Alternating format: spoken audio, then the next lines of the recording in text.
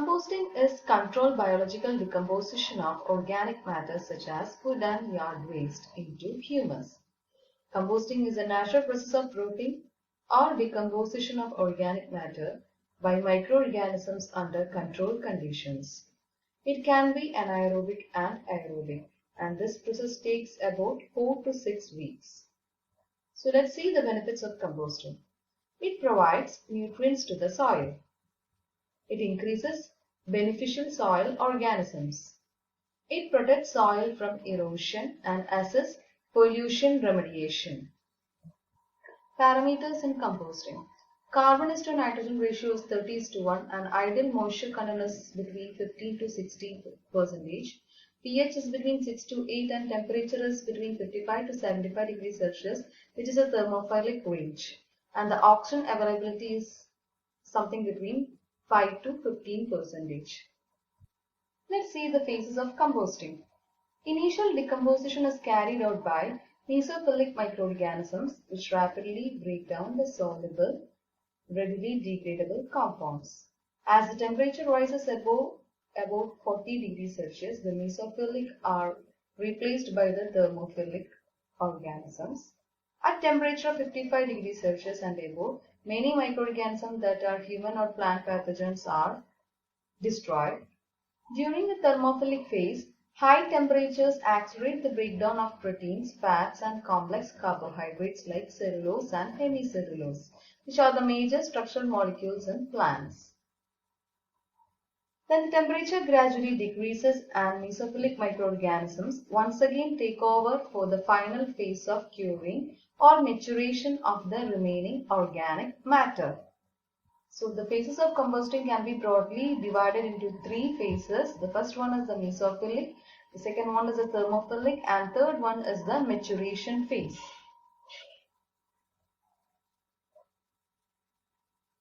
So the composting is a biochemical process in which aerobic and anaerobic microorganism decomposes organic matter into valuable manure called as compost. The 2 types of microbes which help in composting process are aerobes, which decompose organic matter in presence of oxygen, and anaerobes, which decompose organic matter in the absence of oxygen. So let's see the organisms involved in composting in detail. First one is the bacteria, which are the smallest living organism and the most numerous in compost.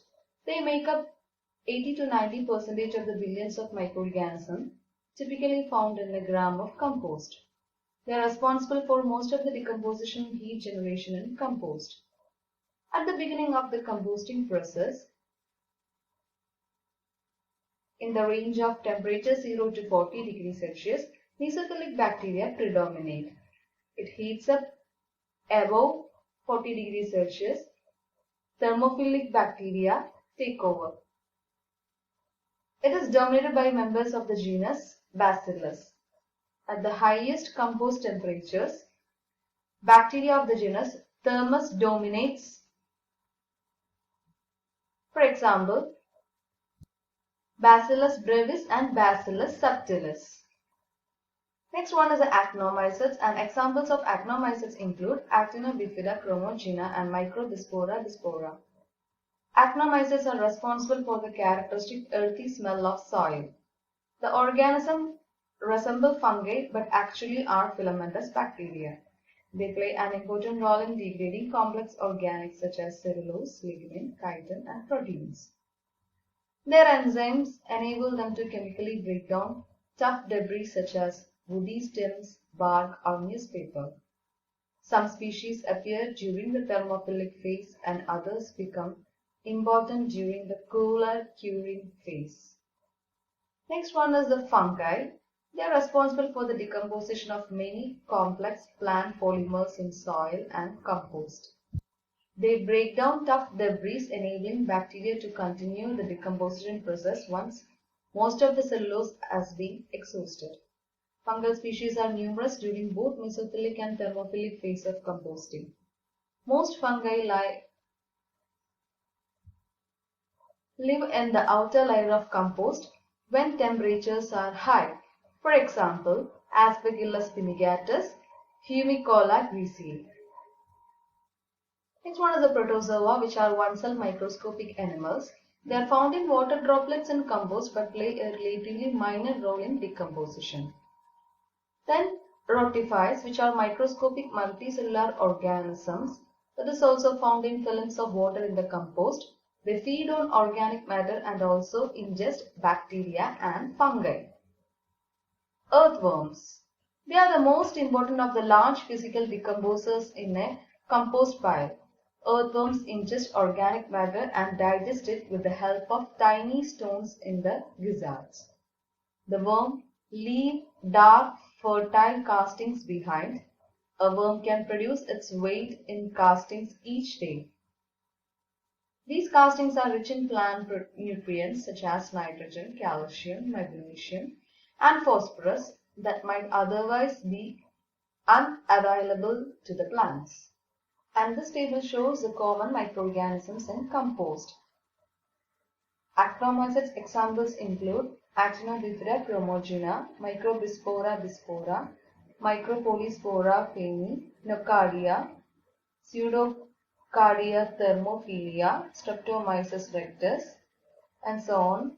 Fungi examples include Aspergillus fumigatus, Humicola griseae, Humicola insolens, and the bacteria examples include Alicaric genes, Bacillus, Bacillus brevis, Bacillus circulans complex, Clostridium thermocoelum, E. coli, Flavobacterium, Pseudomonas, Serratia, etc.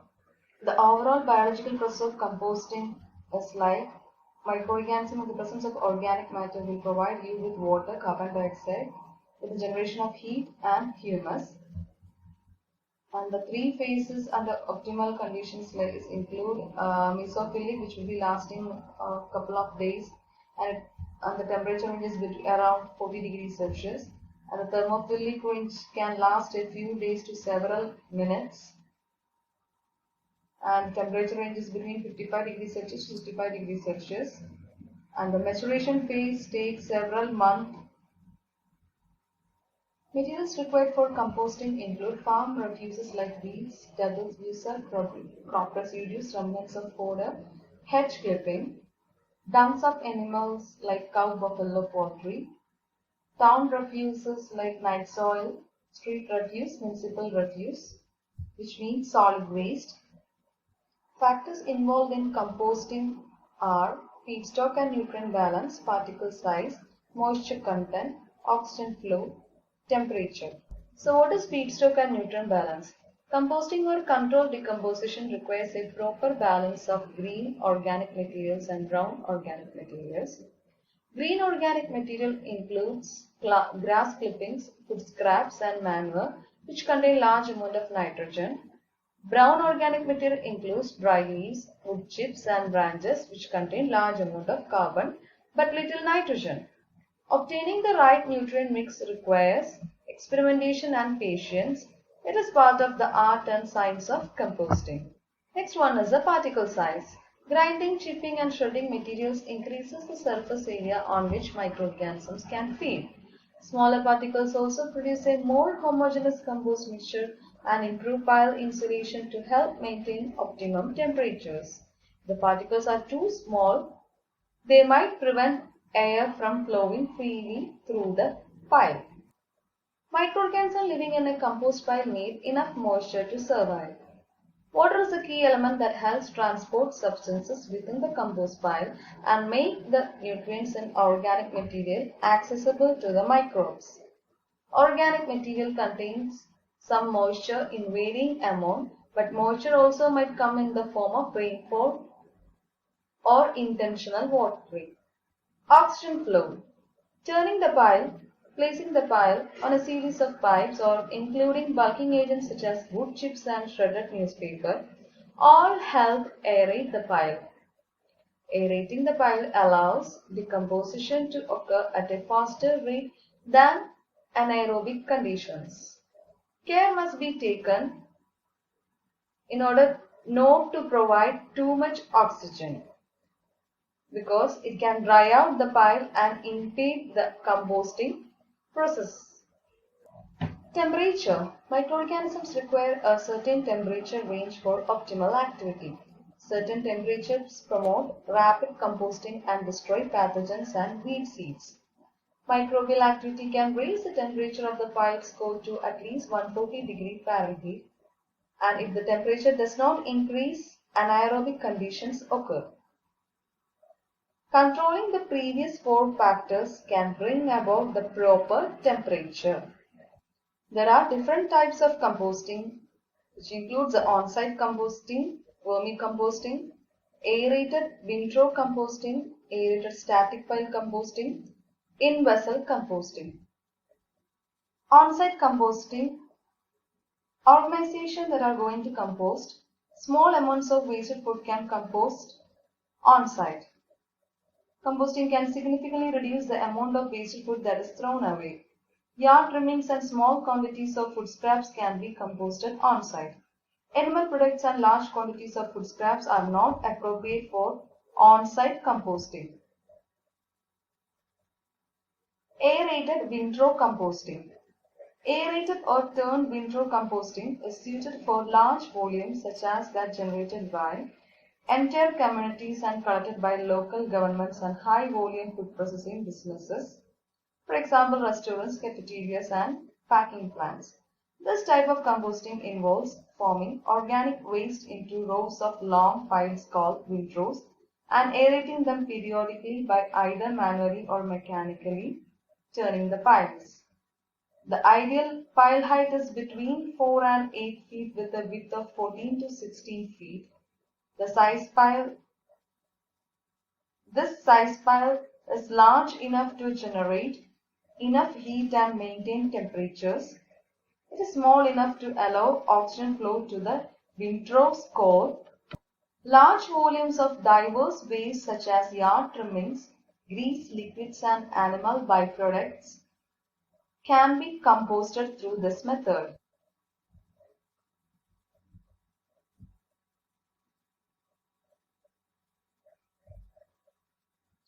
Next one is the aerated static pile composting. Aerated static pile composting produces compost relatively quickly, that is within 3 to 6 months. It is suitable for a relatively homogeneous mix of organic waste and work well for larger quantity generators of yard trimmings and compostable municipal solid waste that is generated by local governments, landscapers, or farms. This method, however, does not work well for composting animal byproducts or grease from food processing industries. In aerated static pile composting, organic waste mixed in a large pile. To aerate the pile, layers of loosely piled bulking agents like wood chips are added so that air can pass from the bottom to the top of the pile.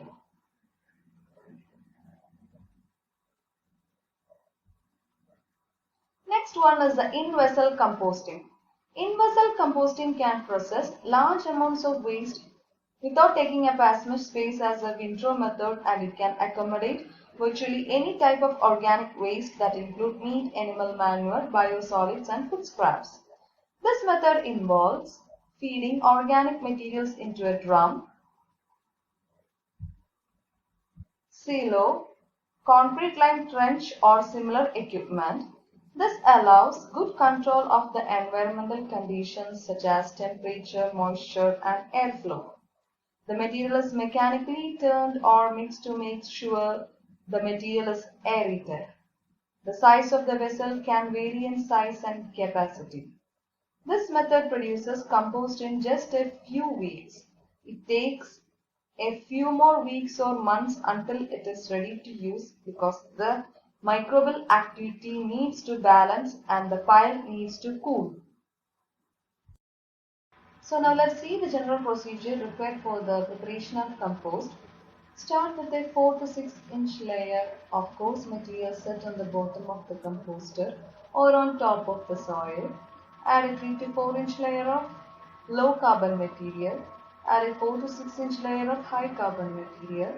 Add a 1 inch layer of garden soil or finished compost. Mix the layers of high carbon material, low carbon material and soil or compost.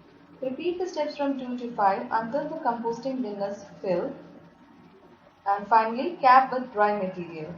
There are different methods of preparation of compost that is practiced in India, like the Indore method, Bangalore method, NADEP method and the Coimbatore method, and each method differ in their raw materials that is used. Also, changes are made according to the climatic and cultural conditions.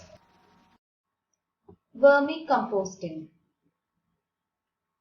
Vermicomposting is a simple biotechnological process of composting in which certain species of earthworms are used to enhance the process of waste conversion and produce a better product. It is one of the easiest methods to recycle agriculture waste and to produce quality compost. Vermicompost is stable, fine granular organic manure, which enriches soil quality by improving its physiochemical and biological property. It's highly useful in raising seedlings and for crop production. In this, the earthworms consumes biomass and excrete it in digested form called worm cast or black coal.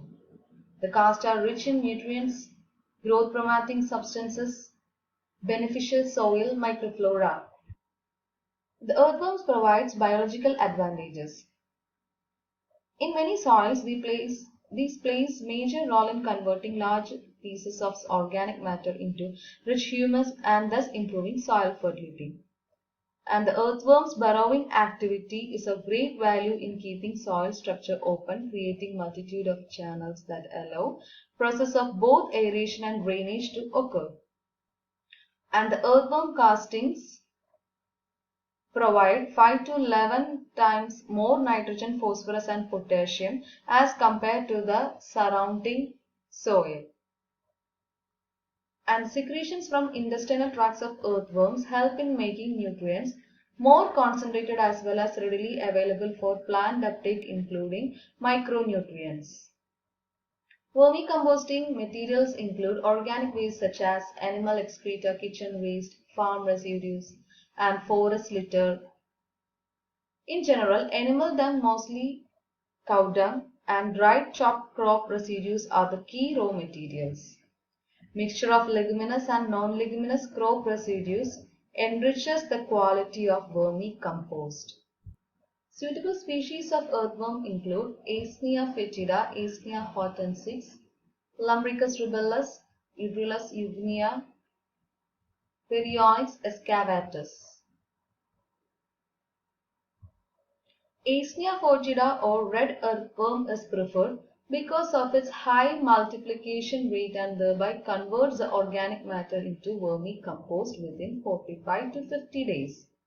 Since it is a surface feeder, it converts organic materials into vermicompost from top. There are two methods of vermicomposting. The bed method. In this, the composting is done on the kacha floor by making bed of organic mixture. This method is so easy to maintain and to practice. Next one is a pit method. In this, the composting is done in the cemented pits.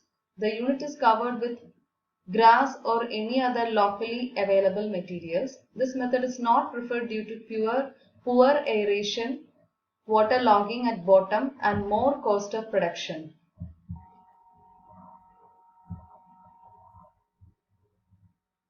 Let's see the various phases of vermicomposting. In phase 1, processing involving collection of waste, shredding, mechanical separation of the metal, glass and ceramics and storage of organic waste take place. In the phase 2, there is pre-digestion of organic waste for 20 days by heating the material along with cattle dung slurry. This process partially digests the material and fit for earthworm consumption.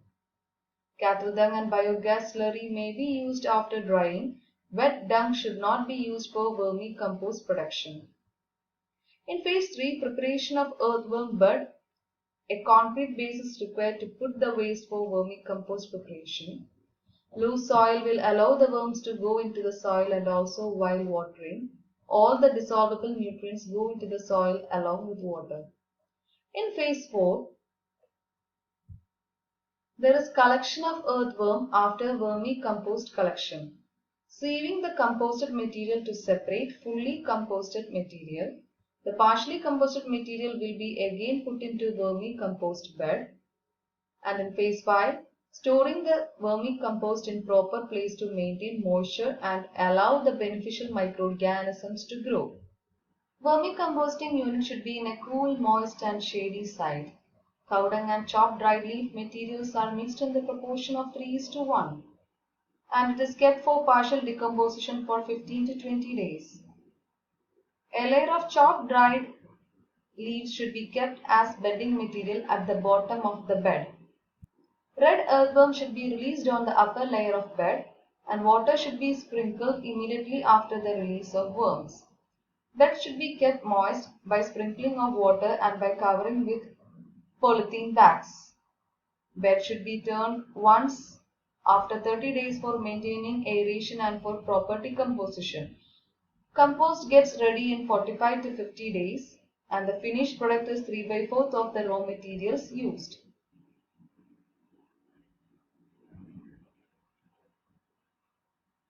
And in this image you can see the cover, bedding material, worm castings, and also a container for the worm tea collection. There is a brick support and there is area for garbage and worms, and so also there is holes for aeration. Harvesting. When raw material is completely decomposed, it appears black and granular. Water should be stopped as compost gets ready. The compost should be kept over a heap of partially decomposed cow dung so that earthworms could migrate to cow dung from compost. After 2 days, compost can be separated and sieved for use. The floor of the composting unit should be compact to prevent earthworms migration into the soil. 15 to 20 days old cow dung should be used to avoid excess heat. The organic waste should be free from plastics, chemicals, pesticides and metals. Aeration should be maintained for proper growth and multiplication of earthworms. Optimum moisture level is between 30 to 40% and temperature is 18 to 25 degrees Celsius. And this should be maintained for proper decomposition. Nutrient content of vermicompost. The level of nutrients in compost depends upon the source of the raw material and the species of earthworm. A fine worm cast is rich in nitrogen, potassium, phosphorus, besides other nutrients.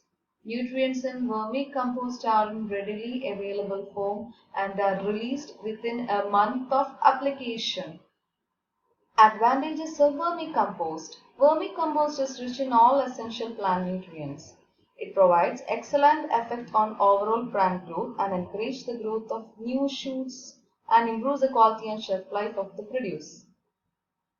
Vermicompost is free-flowing, easy to apply, handle and store and does not have bad odor. It improves soil structure, texture, aeration and water holding capacity and prevents soil erosion. Vermicompost is rich in beneficial microflora such as fixers, phosphate solubilizers, cellulose decomposing microflora, in addition to improve soil environment.